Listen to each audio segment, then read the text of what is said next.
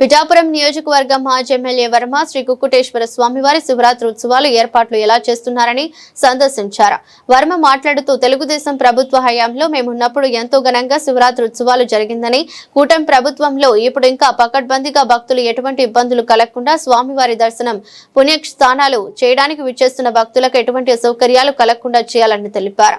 సామాన్య భక్తులకు ఇబ్బందులు తలెత్తకుండా మహాశివరాత్రికి ఏర్పాట్లు చేయాలని, సామాన్య భక్తులు పెద్దపీట వేసి ఎక్కడ ఎటువంటి అవాంఛనీయ సంఘటనలు జరగకుండా చూసుకోవాలని తెలిపారు. దక్షిణ కాశీకి పేరు పిఠాపురం కుక్కుటేశ్వర స్వామి ఆలయం. మరి శివరాత్రి సందర్భంగా నిన్న కళ్యాణం బ్రహ్మాండంగా జరిగింది.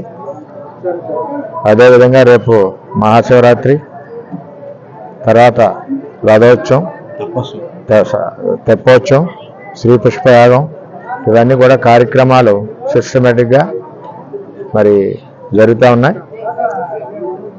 ఎగ్జిక్యూటివ్ ఆఫీసరు, కార్యనిర్వహణాధికారి, టెంపుల్ స్టాఫ్ మరియు మన పిఠాపురంలో ఉన్న పెద్దలు, అదేవిధంగా సేవకులు అందరూ కూడా, మా కార్యకర్తలు అందరూ కూడా రేపు దగ్గరుండి దర్శనాలకి ఎవరికి ఇబ్బంది లేకుండా మరి అందరినీ కూడా దర్శనం చేయించే అవకాశం రేపు మహాశివరాత్రి కాబట్టి చేయడం ఒకటి.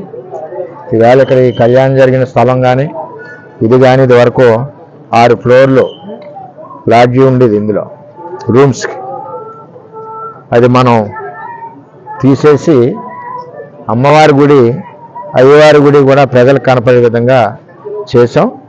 ఇదే ప్లేస్లో కళ్యాణం కూడా పెట్టడం జరిగింది. అదేవిధంగా మహిళలు కొంచెం బట్టలు మార్చుకోవడానికి కూడా ఈ పెద్ద ప్లేస్ చాలా ఉపయోగపడుతూ ఉంది.